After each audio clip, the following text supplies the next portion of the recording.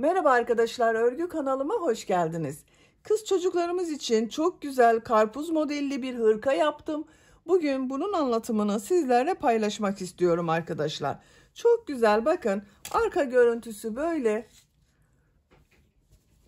karpuz desenli bir hırka. Bu hırka örgüsüne yakadan zincir yaparak başlıyoruz. Ben bugün hırka anlatımını 3-6 aylık bebek ölçüsünde yapıyorum.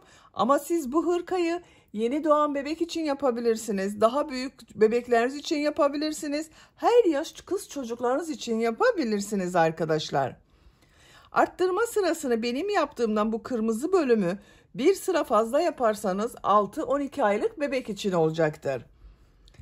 Bu hırka örgüsünde iplik olarak kırmızı renk iplik kullandım. Yeşil renkli iplik kullandım. Ve beyaz renkli iplik kullandım. Beyaz renkli iplikten 100 gram 320 metre olması yeterli. Kırmızı iplikten 50 gram iplik kullanmadım arkadaşlar. Çok az miktarda kırmızı kullandım. Bakın burada ve burada. Yeşil iplikten de çok az kullandım. Tığ olarak 5 numara 3 milimetre tığ kullandım. Elinizin sıklığına göre siz 3,5-4 milimetre tığları kullanabilirsiniz. Düğmeli yaptım yakadan, bakın. Bu şekilde 2 tane düğme kullandım buraya. Siz isterseniz tamamını düğmeli yapabilirsiniz. 4-5 düğmeli yapabilirsiniz bunu arkadaşlar. Bakın açık olarak görelim. Bu şekilde, tersten görüntüsü de bu şekilde, bakın. Bu hırkaya takım yapmak isterseniz çok güzel bir yelek yaptım. Yine aynı model, bakın böyle güzel bir ayakkabı modeli var yine. Karpuz desenli güzel bir ayakkabı. Bir de önlük var arkadaşlar, bakın. Bu şekilde bir önlük var.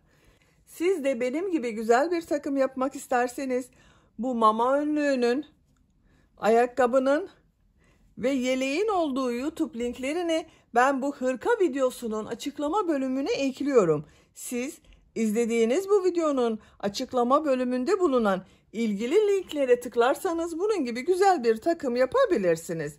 Biz bugün bu güzel hırkayı yapacağız arkadaşlar. İpliği, tığı hazırlayalım. Hep birlikte bu güzel hırkanın örgüsüne başlayalım. Örgü kanalıma abone değilseniz abone olmayı unutmayın lütfen. Örgü kanalıma abone olmak ücretsiz. Örgü kanalıma ücretsiz abone olup orada bulunan zil şeklini dokunarak açık yaparsanız kanalıma video yüklediğim zaman ilk önce size bildirim gelir. Örgülerimden herkesten önce sizin haberiniz olur. İzlediğiniz videolarıma beğeni ve yorumlarınızı yaparsanız çok sevinirim arkadaşlar. Hepinize kolay gelsin. İyi çalışmalar.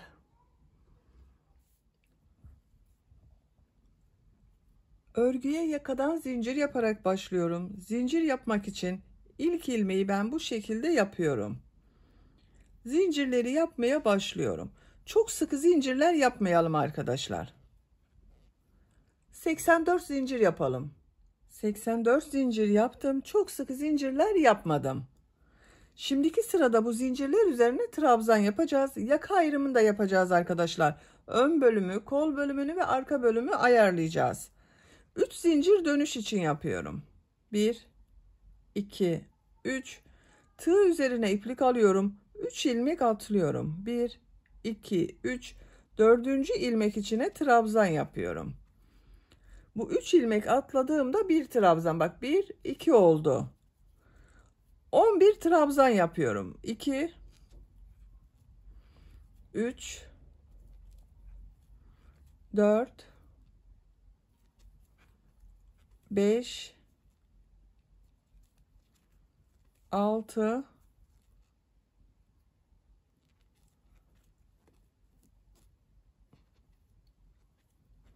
7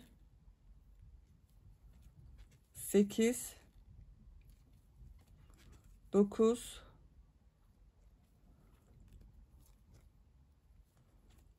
10 11 trabzan yaptım.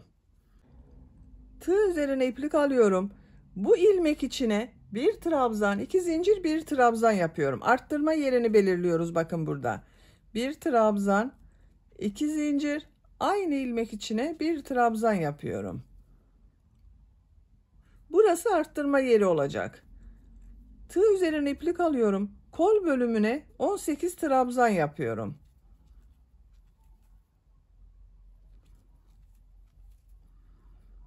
Bu arttırma yaptığımız yerden ayrı 18 trabzanı yapalım. Arttırma yerinden sonra 18 trabzan yaptım. Tığ üzerine iplik alıyorum.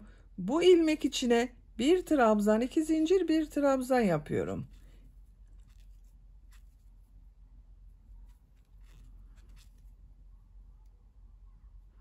Tığ üzerine iplik alıyorum. 22 trabzan yapıyorum.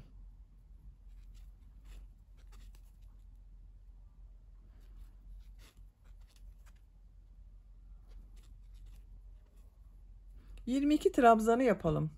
22 trabzanı yaptım. Bu arttırma yerinden sonra 22 trabzan yaptım arkadaşlar, bakın. Tığ üzerine iplik alıyorum. Bu arttırma yerine bir trabzan, 2 zincir, bir trabzan yapıyorum. Bakın aynı ilmek içine.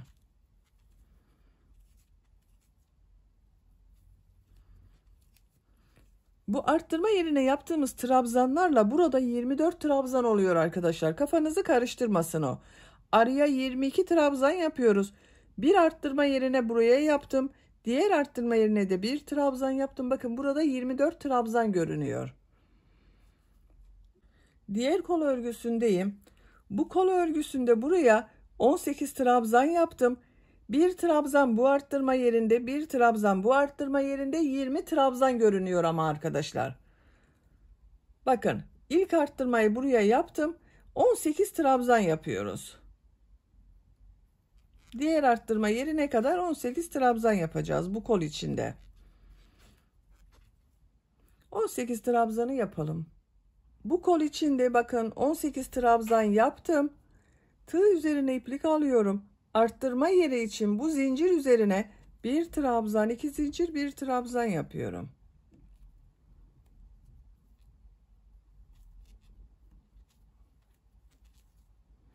Buraya 11 trabzan yapıyorum arkadaşlar. Bakın sıra başında 11 trabzan yaptım. Buraya da 11 trabzan yapıyorum.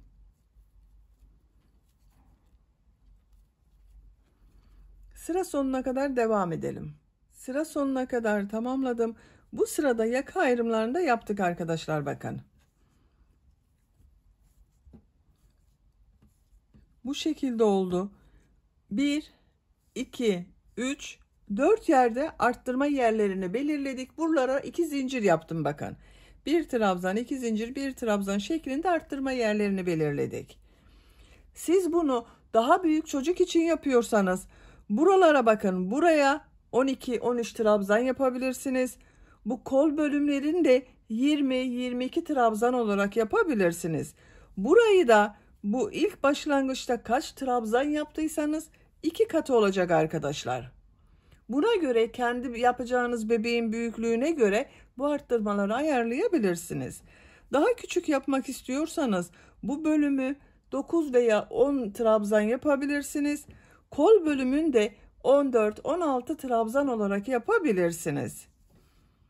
İkinci sıradayım. Bir zincir yapıyorum, örgüyü çeviriyorum. İlk ilmek üzerine trabzan yapıyorum. Diğer ilmeklere trabzan yaparak devam ediyorum. Arttırma yapacağımız buraya kadar devam edelim. Arttırma yapacağım yere kadar trabzanları yaptım. 12 trabzan yaptım arkadaşlar, bakın buraya. Tığ üzerine iplik alıyorum.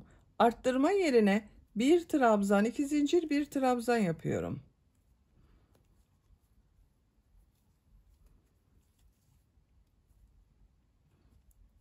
Diğer ilmekler üzerine birer defa trabzan yapıyorum.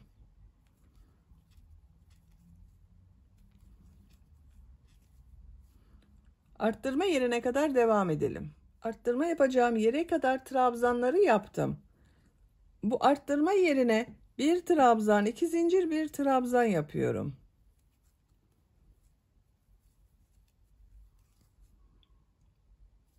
Diğer ilmeklere birer defa trabzan yapıyorum. Buraya kadar devam edelim. Arttırma yapacağım yere kadar trabzanları yaptım.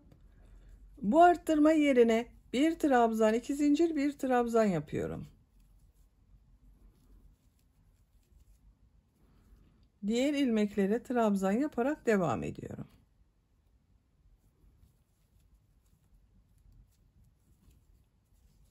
Arttırma yapacağım buraya kadar devam edelim. Buraya kadar tamamladım. Bu arttırma yerine de bir trabzan, 2 zincir, bir trabzan yapıyorum.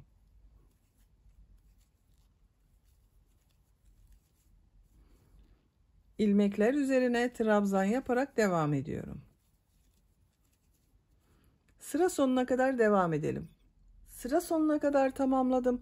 Son trabzanı bakın, bir alt sırada 3 ilmek atlayarak yaptığım trabzan var, onun üzerine yapıyorum. Tığ üzerine iplik alıyorum. Son zincirin üzerine tığı taktım, trabzan yapıyorum. Burada yine bakın 12 trabzan üzerine trabzan yaptım. Arttırma yerinde olan trabzanla 13 trabzan arkadaşlar. 2, 4, 6, 8, 10, 12, 13. Üçüncü sıradayım. Bir zincir yapıyorum. Örgüyü çeviriyorum. İlk ilmek üzerine trabzan yapıyorum. Diğer ilmeklere trabzan yaparak devam ediyorum. Arttırma yerine kadar devam edelim. Arttırma yapacağım buraya kadar trabzanları yaptım. Buraya bir trabzan, 2 zincir, bir trabzan yapıyorum.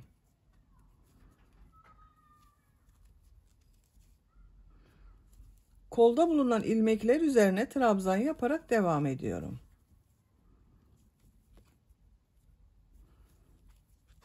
Bakın arkadaşlar, arttırma yerlerinde bir trabzan, 2 zincir, bir trabzan yapıyoruz. Diğer ilmeklere birer defa trabzan yapıyoruz. Bu arttırma yerinde, bu arttırma yerinde ve bu arttırma yerinde yine bir trabzan, 2 zincir, bir trabzan yapalım. Diğer ilmeklere birer defa trabzan yapalım. Yakanın şekline bakalım. Bakın bu şekilde oldu arkadaşlar.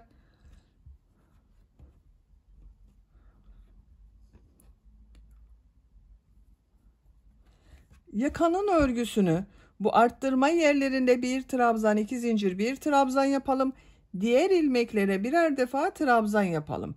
Bu yaka örgüsünü yapacak olduğunuz çocuğun büyüklüğüne göre tekrarlayarak devam edelim. 7 sıra olarak tamamladım. 1, 2, 3, 4, 5, 6, 7. Bu yükseklik benim için yeterli arkadaşlar. Bakın. Görüntüsü bu şekilde oldu, yaka görüntüsü. Kırmızı renk ipliği burada kesiyorum. Bir sıra beyaz renkli iplik ile trabzan sırası yapıyorum. Yaka arttırmalarını bitirmedim arkadaşlar. Devam ediyoruz. Kırmızı renkli ipliği burada kesiyorum.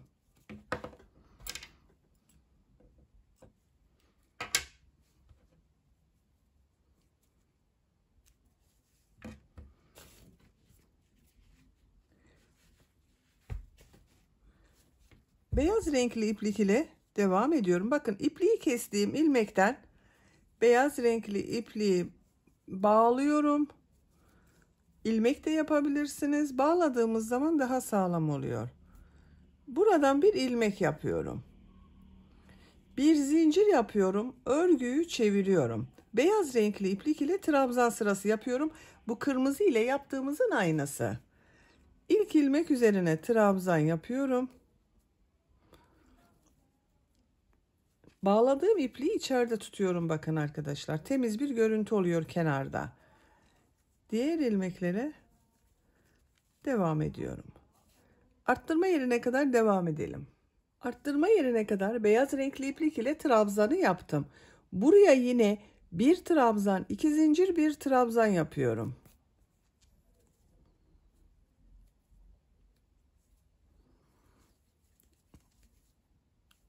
Diğer ilmeklere trabzan yaparak devam ediyorum. Bakın arttırmayı yine bir trabzan, 2 zincir, bir trabzan yaptım. Diğer arttırma yerlerinde de aynı şekilde bir trabzan, 2 zincir, bir trabzan arttırma yapalım. Diğer ilmeklere birer defa trabzan yapalım.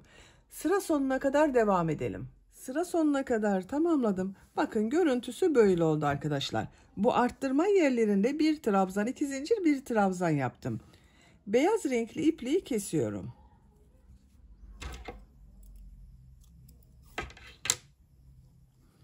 Yeşil renkli iplik ile devam ediyorum. Bakın bu şekilde bir yeşil renk kullanıyorum. Siz istediğiniz tonlarda yeşil renk kullanabilirsiniz. Aynı ilmekten ilmek bağlıyorum. İpliği bağlayabilirsiniz veya ilmek yapabilirsiniz. Bakın burada da ilmek yaparak gösteriyorum. Beyaz rengi bağlayarak gösterdim. Bunu da bu şekilde ilmek yaparak. Hangisi size kolay geliyorsa. Bir zincir yapıyorum. Bu ilk ilmek üzerine trabzan yapıyorum. Diğer ilmekleri trabzan yaparak devam ediyorum. Yeşil renk ile yapıyoruz arkadaşlar. Aynı şekilde arttırma yapacağız. Bu arttırma yerlerinde bir trabzan, 2 zincir, bir trabzan yapalım. Sıra sonuna kadar tamamlayalım. Sıra sonuna kadar tamamladım arkadaşlar. Bakın arttırma yerlerinde yine bir trabzan, 2 zincir, bir trabzan yaptım. Yeşil renk ipliği kesiyorum.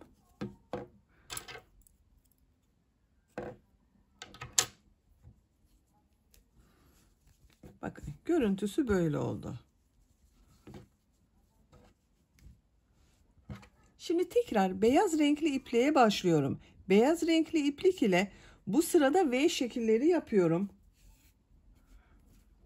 Bu ipliği kestiğim ilmekten beyaz renkli ipliği şu şekilde ilmek yapıyorum. Bir zincir yapıyorum, örgüyü çeviriyorum. Tığ üzerine iplik alıyorum. Bu ilk ilmek üzerine bir trabzan yapıyorum. Tığ üzerine iplik alıyorum. Bir ilmek atlıyorum. İkinci ilmeğe bir trabzan, 2 zincir, bir trabzan yapıyorum. V şekli oluşuyor. Bakın aynı ilmek içine bir trabzan daha yapıyorum. Bir trabzan, 2 zincir, bir trabzan yaptım, V şekli yaptım. Tığ üzerine iplik alıyorum. Bir ilmek atlıyorum. İkinci ilmeğe bir trabzan, 2 zincir, bir trabzan yapıyorum.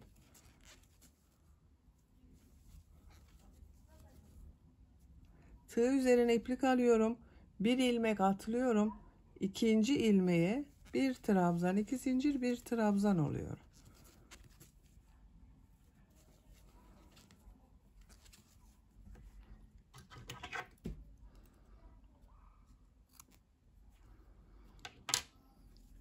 Bu şekilde V şekilleri yapıyoruz. Bu arttırma yaptığımız yere kadar devam edelim. Arttırma yaptığım yere kadar V şekilleri yaptım. 1, 2, 3, 4, 5, 6, 7, 8, 9 V şekli oldu. Tığ üzerine iplik alıyorum. Bu ilmeği atlıyorum. Bu 2 zincir üzerine bir trabzan, 2 zincir, bir trabzan yapıyorum. V şekli yapıyorum yine. Tığ üzerine iplik alıyorum. Bir ilmek atlıyorum. Bir trabzan, 2 zincir, bir trabzan yapıyorum. Ve şekilleri yapıyoruz. Arada birer ilmek atlıyoruz. Bu şekilde devam edelim. Bu arttırma yerine kadar. Diğer arttırma yerine kadar V şekilleri yaptım. Bakın bu kol bölümünde de arkadaşlar 1, 2, 3, 4, 5, 6, 7, 8, 9, 10, 11, 12, 13, 14, 15, 16, 17, 18 V şekli var.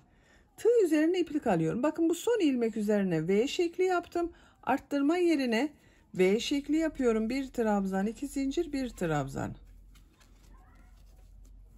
Tığ üzerine iplik alıyorum. Bir ilmek atlıyorum. V şekli yapıyorum. Bu arttırma yerlerine V şekilleri yapıyoruz. Diğer ilmeklerde de bir ilmek atlayıp V şekli yapıyoruz arkadaşlar. Sıra sonuna kadar tamamlayalım. Sıra sonuna kadar V şekli yaptım. Tığ üzerine iplik alıyorum. 1-2 ilmek var sıra sonunda. Bir ilmek atlıyorum. Son ilmeğe bir trabzan yapıyorum. Sıra başında da bir trabzan yaptım. Bir ilmek atladım. V şekli yaptım. Sıra sonunda da aynı oldu. Bu ön bölümde kaç model yaptığımı sayıyorum. V şekli yaptığımı. 1, 2, 3, 4, 5, 6, 7, 8, 9 V şekli oldu arkadaşlar. Görüntüsüne bakalım. Bakın böyle oldu. Şimdiki sırada V şekillerinin üzerine 3 trabzan yapıyorum. 11. sıradayım arkadaşlar. Bakın 7 sıra kırmızı renk ile yaptım. 8. sırayı beyaz renk ile yaptım. 9. sırayı yeşil renk ile yaptım. 10. sırayı beyaz renk ile yaptım. 11. sırada kol bölümünü gövde bölümünden ayırıyorum. Bakın şu şekilde tuttuğum zaman bu yükseklik yeterli.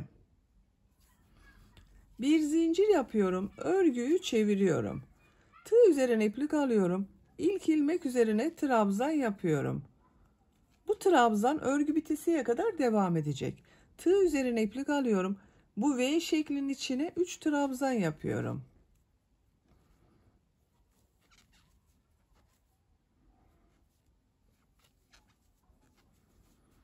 Tığ üzerine iplik alıyorum. Diğer V şeklinin içine de 3 trabzan yapıyorum.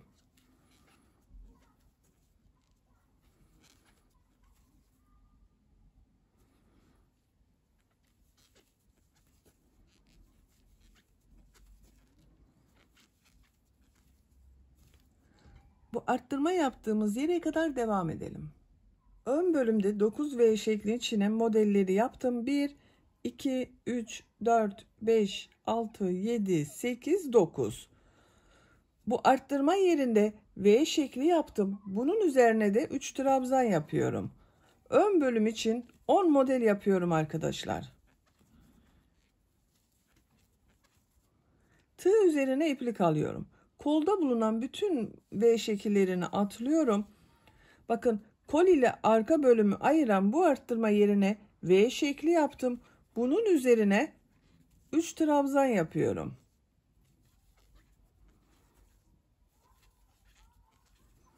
Kol bölümünü gövde bölümünden ayırdım. Bakın, ön ve arka bölümü birleştirdim. Tığ üzerine iplik alıyorum. Diğer V şeklinin içine 3 trabzan yapıyorum.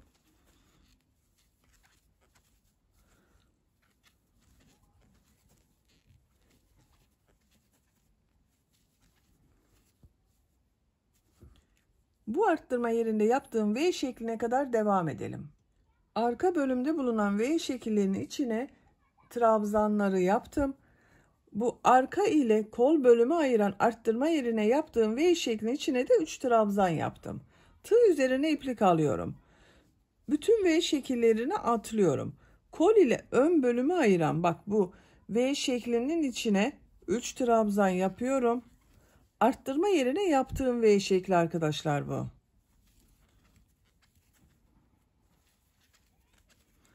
Bakın, arka bölüm ile ön bölümü de burada birleştirdik. Kol bölümünü gövde bölümünden ayırdım. Diğer V şekli içine de 3 trabzan yapıyorum.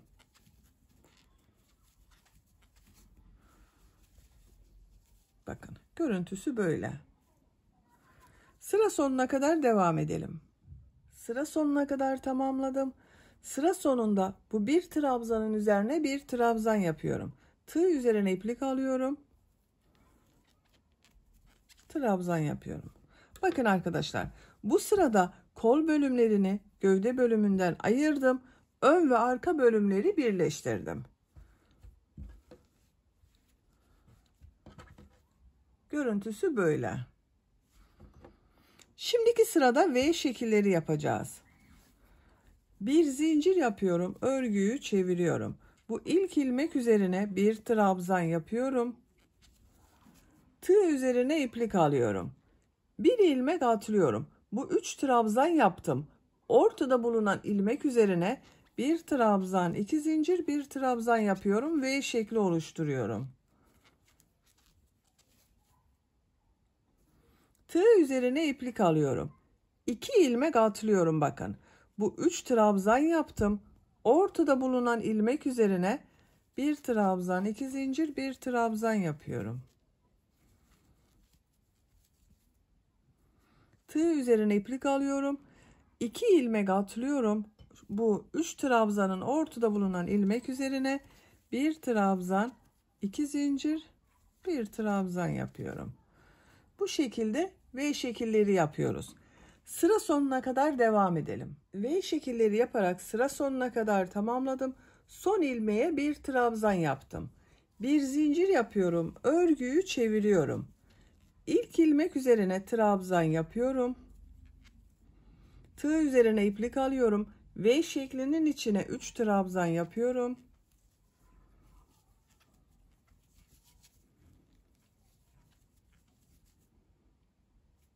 Tığ üzerine iplik alıyorum. Diğer V şeklinin içine 3 trabzan yapıyorum.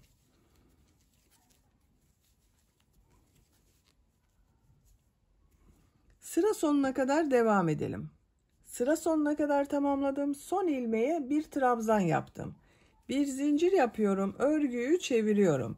V şekli yaptığımız sıradayız. İlk ilmek üzerine bir trabzan yapıyorum. Tığ üzerine iplik alıyorum. Bir ilmek atlıyorum. Ortada bulunan ilmeğe bir trabzan, iki zincir, bir trabzan yapıyorum. V şekli oluşturuyorum. Tığ üzerine iplik alıyorum. 2 ilmek atlıyorum. Ortada bulunan ilmek üzerine V şekli yapıyorum.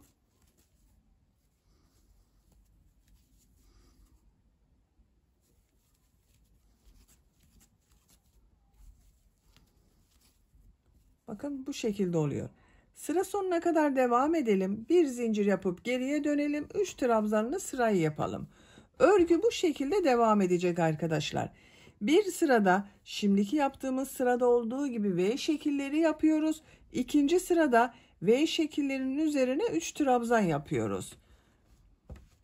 Yapacak olduğunuz bebeğin büyüklüğüne ve tercihinize göre bu şekilde sıraları tekrarlayarak tamamlayalım. Gövde örgüsünü yapacağım ölçüye göre ben bu kadar yaptım arkadaşlar. Kaç model sırası yaptığımı sayıyorum. Bakın buradan 1, 2, 3, 4, 5, 6, 7, 8 sırayı bitirdim. 9. sırada V şekli yaptığım sırayı yaptım. Bu 3 trabzanlı sıradayız. Bu 3 trabzanları sırayı yeşil renkli iplik ile yapıyorum. Beyaz renkli ipliği kesiyorum.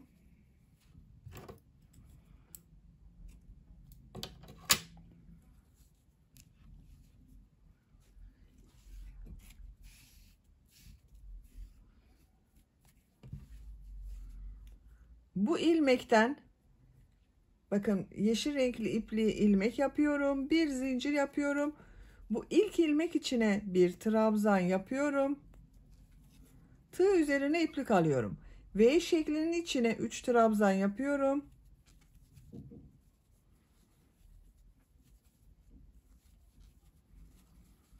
Tığ üzerine iplik alıyorum. Diğer V şeklinin içine 3 trabzan yapıyorum.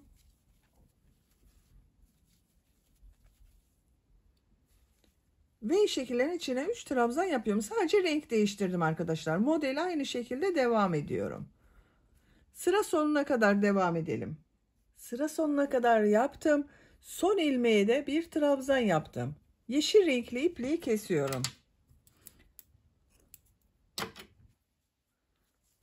Bakın görüntüsü böyle oldu. V şekli yaptığımız sıradayız. Beyaz renkli iplik ile yapıyorum. Diğer taraftan başlıyorum. Bakın düz tarafı örgünün burası arkadaşlar. Buradan başlıyorum. İlk ilmek üzerine beyaz renk iplik ile bir ilmek yapıyorum. Tığ üzerine iplik alıyorum. Bu ilk ilmek üzerine bir trabzan yapıyorum. Tığ üzerine iplik alıyorum. Bakın bu 3 trabzanın ortada bulunan ilmek üzerine bir trabzan, 2 zincir, bir trabzan yapıyorum. V şekilleri yapıyoruz.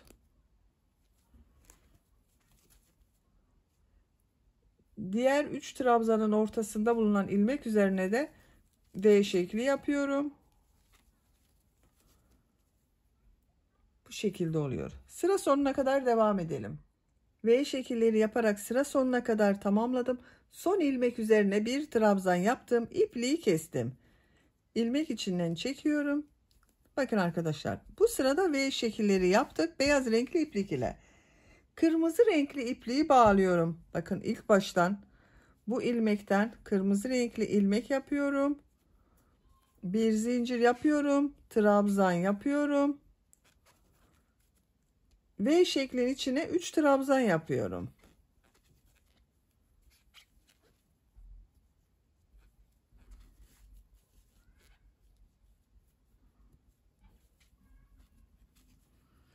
Diğer V şeklin içine 3 trabzan yapıyorum. Modelimize aynı şekilde devam ediyoruz. Sıra sonuna kadar devam edelim. Sıra sonuna kadar tamamladım. Bakın görüntü olarak böyle oldu arkadaşlar.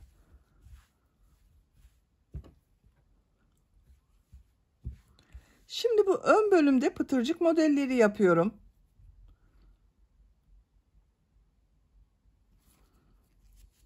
İki zincir yapıyorum. Aynı ilmek içine sık iğne yapıyorum. Bakın bu ilmeğe buraya atlıyorum. Bu ilmek içine bir sık iğne, 2 zincir, bir sık iğne yapıyorum.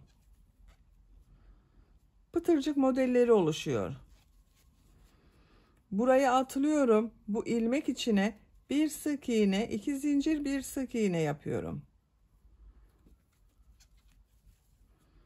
Bir ilmek atlıyorum. Bakın buraya atlıyorum. Bir sık iğne, 2 zincir, bir sık iğne yapıyorum.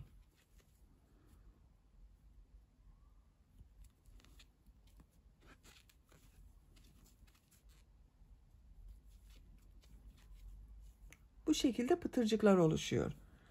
Bu yaka başlangıcına kadar devam edelim. Pıtırcık modelleri yaparak buraya kadar tamamladım arkadaşlar. Bakın bu şekilde görünüyor. Burayı atlıyorum. Bu ilmek içine bir düğme iliği yapıyorum arkadaşlar. Bir düğme iliği buraya, bir düğme iliğini de yaka başlangıcına yapıyorum. Bakın bu ilmeği atlıyorum. Bu ilmek içine bir sık iğne yapıyorum. Düğme iliği için 6 zincir yapıyorum. Aynı ilmek içine sık iğne yapıyorum. Bakın düğme iliğini yaptım buraya. Bu ilmeği atlıyorum. Bir sık iğne, 2 zincir, bir sık iğne yapıyorum. Pıtırcık modellerini yapmaya devam ediyorum.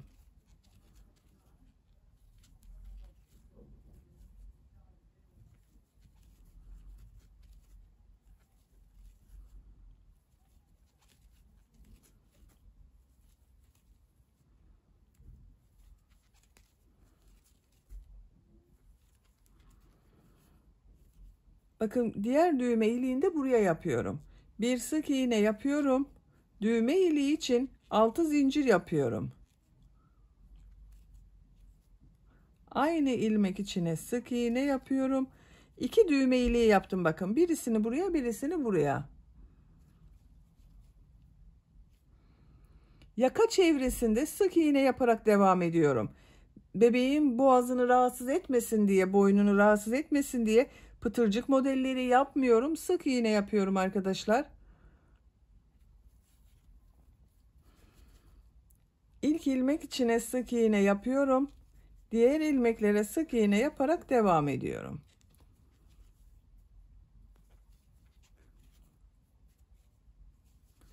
Buraya kadar devam edelim. Yaka çevresinde sık iğne yaparak buraya kadar tamamladım. Buraya da pıtırcık modelleri yapıyorum arkadaşlar. Burada yaptığım gibi pıtırcık modelleri yapıyorum. Düğme iliğini buraya yaptım. Buraya düğme iliği yapmıyorum. Buraya bir sık iğne, 2 zincir, bir sık iğne yapıyorum.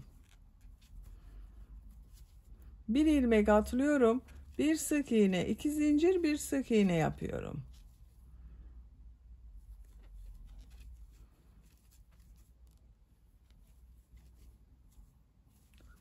Buraya kadar devam edelim. Sıra sonuna kadar tamamladım. Görüntüsü böyle oldu. Burada da pıtırcık yapmaya devam ediyorum arkadaşlar. Bir sık iğne, 2 zincir, bir sık iğne yapıyorum. Bir ilmek atlıyorum. Bir sık iğne, 2 zincir, bir sık iğne yapıyorum. Başladığımız buraya kadar devam edelim. Sıra sonuna kadar tamamladım.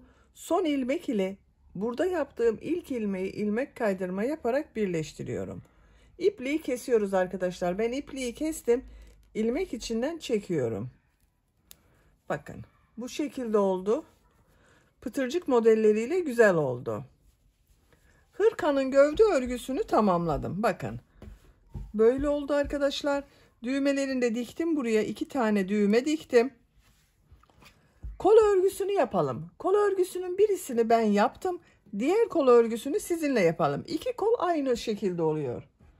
Kol altından başlıyorum. Kol örgüsünde yine gövde bölümünde yaptığım modelleri yapıyorum. Bilek bölümünde de bakın yeşil ve kırmızı renk iplik ile sık iğne yapıyorum. Kol altından ipliği bağlıyorum.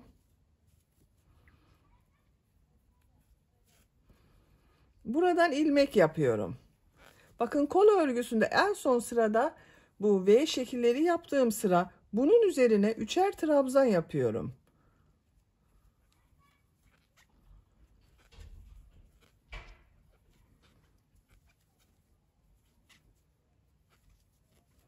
3 trabzan yaptım. Diğer V şeklinin içine de 3 trabzan yapıyorum.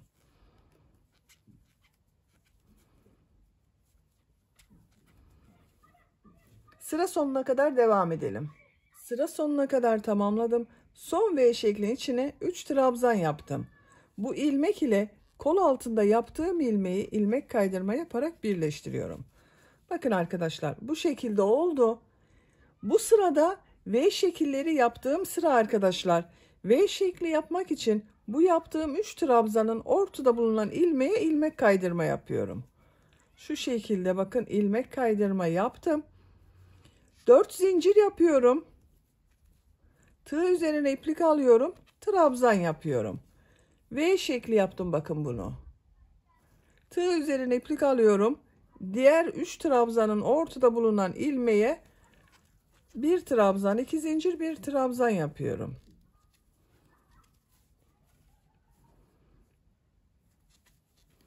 Bir trabzan, 2 zincir, bir trabzan yapıyorum.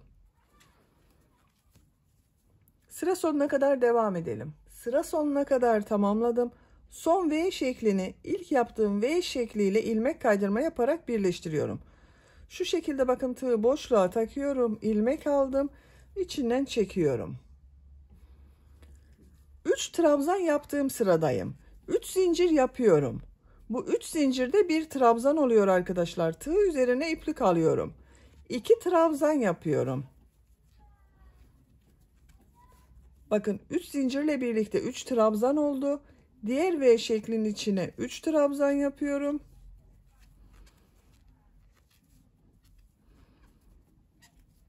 Bakın, modeli aynı şekilde devam ediyoruz. Kol örgüsü bu şekilde devam edecek arkadaşlar. Bakın, ben diğer kol örgüsünü yaptım. Kolun modelli bölümünü tamamlayalım. Bu bilek bölümünü sizinle birlikte yaparız. Kol örgüsünü 8 model sırası yaptım. 9. sırada V şekli yaptığım sırada bitirdim. Gövde ile aynı sıra yaptım arkadaşlar. Siz gövde örgüsünü kaç model sırası yaptıysanız kolu da aynı model sırasını yapabilirsiniz. Bakın, en son V şekillerini yaptım. İlmek kaydırma yaparak sırayı birleştirdim. Şimdi bu bilek bölümünü yapacağız. Bir sıra sık iğne yapıyorum. Bakın, bu bir zincir yapıyorum. İlk V şeklinin içine 2 sık iğne yapıyorum. Her V şeklinin içine 2 sık iğne yapıyorum. V şeklinin içine 2 sık iğne yapıyorum. Diğer V şekli içine de 2 sık iğne yapıyorum. Sıra sonuna kadar devam edelim. Sıra sonuna kadar tamamladım. İlk ilmek ile ilmek kaydırma yaparak birleştiriyorum. Her V şeklinin içine 2 sık iğne yaptım arkadaşlar. Beyaz renkli ipliği kesiyorum.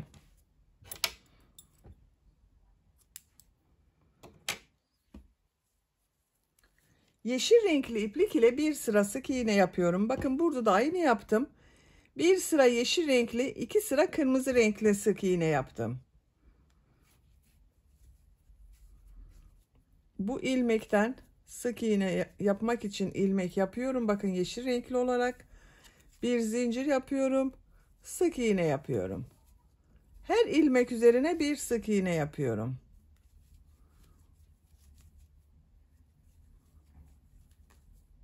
Sıra sonuna kadar devam edelim. Yeşil renk iplik ile bir sıra sık iğne yaptım. İlmek kaydırma yaparak sıra sonunda birleştirdim. Kırmızı renkli ipliğe başlıyorum. Bakın, bu şekilde ilmek rengini yapıyorum. Arkadaşlar, kesebilirsiniz de kesmeden benim yaptığım gibi ilmek yaparak da devam edebilirsiniz. Yeşil ipliği keseceğiz şimdi. Sık iğne yapıyorum. Diğer ilmeklere sık iğne yapıyorum.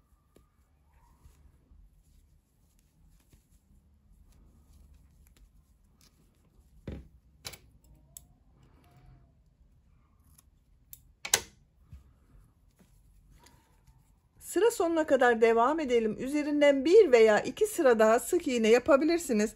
Ben 2 sıra yaptım kırmızı ile arkadaşlar. Siz isterseniz 3 sıra olarak da yapabilirsiniz. Bu şekilde tamamlayalım. Kırmızı renkli ip ile bakın 2 sıra sık iğneyi yaptım. Görüntü böyle oldu. Kolun örgüsünü tamamladım. Bakın hırkanın örgüsü de bitti arkadaşlar böylece. Bu hırkaya ben cep yapmak istiyorum arkadaşlar. Karpuz dilimli cep hazırladım bakın böyle. Bunu buraya dikmek istiyorum. Şu şekilde olacak. Cepli hırka yapacağız. Siz de böyle bir cep yapmak isterseniz gelin sizinle bu cebi birlikte yapalım. İlk önce sihirli halka yapıyorum. Bakın şu şekilde yapıyorum sihirli halkayı arkadaşlar. İpliği parmağımın üzerine doladım. Bu halkaya tığ takıyorum. İplik aldım, çektim. Yavaşça parmağımdan çıkardım.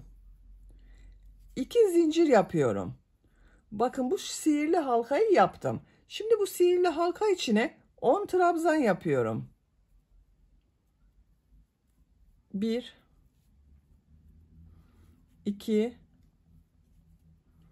3 4 5 6 7 8 9 10. Bakın sihirli halka içine 10 trabzanı yaptım. Bu iplik ucunu yavaşça çekiyorum. Bu şekilde bir görüntü oldu. İpliğin ucunu üst tarafa alıyorum bakın arkadaşlar bu şekilde. Bir zincir yapıyorum. Örgüyü çeviriyorum. Tığ üzerine iplik alıyorum. Bu ilk ilmek içine bir trabzan yapıyorum. Bu sırada her ilmek üzerine 2 trabzan yapacağız arkadaşlar. Bakın bunu tek yaptım. İkinci ilmek içine 2 trabzan yapıyorum. 1 2. Diğer ilmek içine de 2 trabzan yapıyorum. Her ilmek içine 2 trabzan yapıyorum bakın.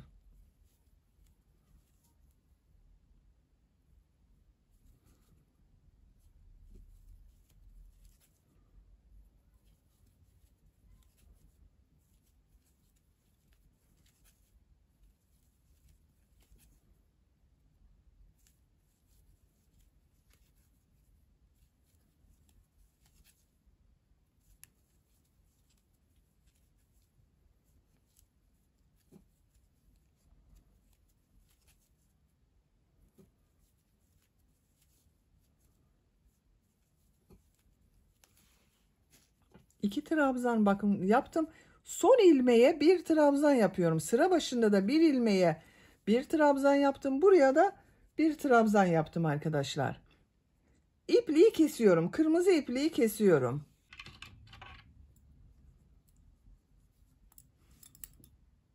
İpliği kestim. İlmek içinden çekiyorum. Bu başladığımız iplik ucunda burada kesiyorum. Bakın böyle oldu. Şimdi beyaz renk iplik ile bir sıra yarım trabzan yapıyorum. Bakın burada yarım trabzan yaptım. Beyaz renkli iplik ile yarım trabzan yapıyorum.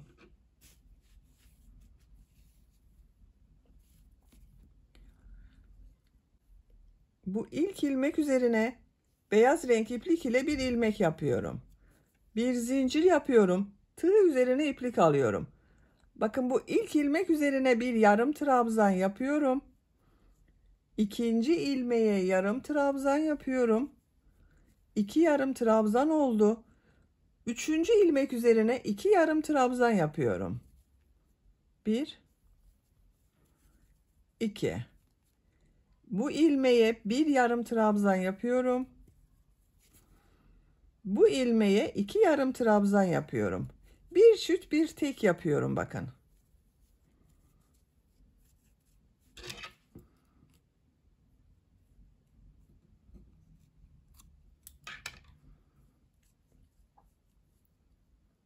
Tek yarım trabzan yapıyorum. Çift yarım trabzan yapıyorum.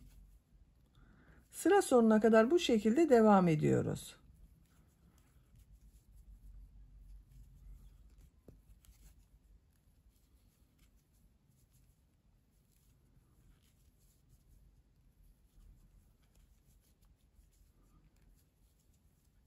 Bakın bu kestiğim kırmızı ipliği de içeride tutuyorum. Şu şekilde içeriye alıyorum, arada kaybediyorum.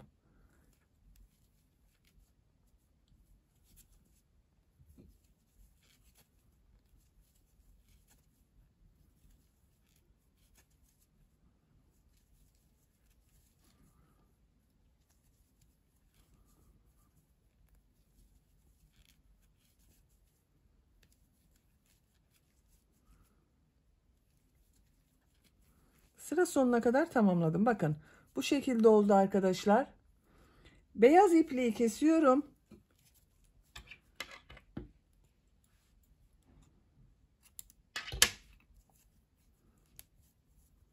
Bakın böyle. Şimdi yeşil renk iplik ile bir sıra trabzan sırası yapıyorum. Bu sırada yine bir çift bir tek trabzan yapıyorum.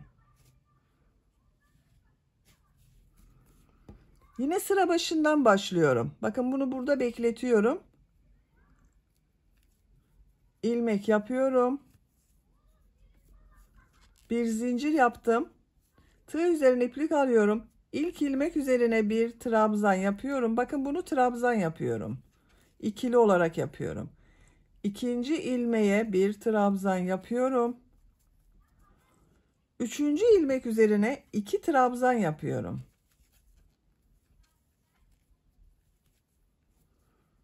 Tek trabzan yapıyorum. İki trabzan yapıyorum. Bir çift bir tek trabzan yapıyoruz. Sıra sonuna kadar devam edelim. Sıra sonuna kadar tamamladım. Sıra sonunda 2 ilmek üzerine birer defa trabzan yaptım. Bakın görüntüsü böyle oldu. İpliği kesiyorum. Biraz uzun bırakıyorum arkadaşlar. Bakın şu şekilde dikecek olduğum yer için ipliği biraz uzun bırakarak kestim. Bakın artık karpuz dilimimiz hazır. Şimdi buraya karpuz çekirdekleri yapalım. Karpuz çekirdekleri için bu şekilde boncuk kullanıyorum. Siyah bir ipliğe bakın şu şekilde iğneye taktım. Ucunu bağladım. Yaptığım bu karpuz diliminin buradan şöyle bakın 2 katlı yaptım arkadaşlar bu ipliği. Dikiş ipliği bu.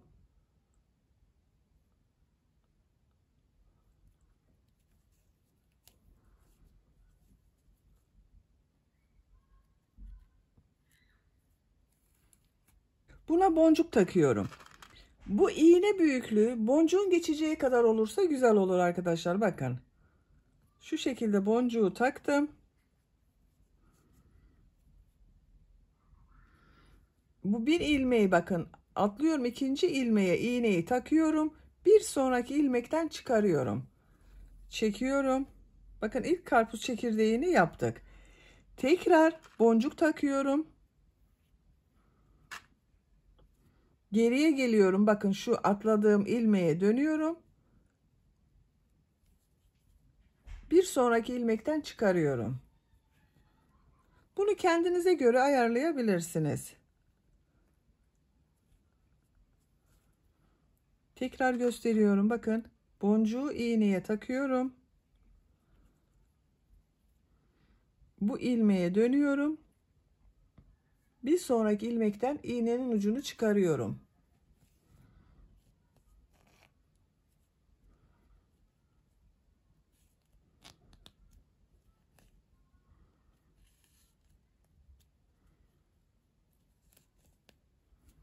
Bakın bu şekilde oluyor. Sıra sonuna kadar devam edelim. Çekirdeklerini de bakın sıra sonuna kadar tamamladım. Çok güzel oldu arkadaşlar. Artık hırkaya dikebiliriz. İlk önce yerleştiriyorum. Şu şekilde bakın. Nereye dikeceğimi yerleştiriyorum. Siz isterseniz iğneleyebilirsiniz. Diğerini de yerleştiriyorum. Bakın iplik ucunu iğneye taktım. İğne ile dikiyorum. Buradan başlıyorum. Ben iğnelemeden bu şekilde dikiyorum arkadaşlar. Siz istediğiniz gibi iğneleyebilirsiniz kaydırma yapmamak için.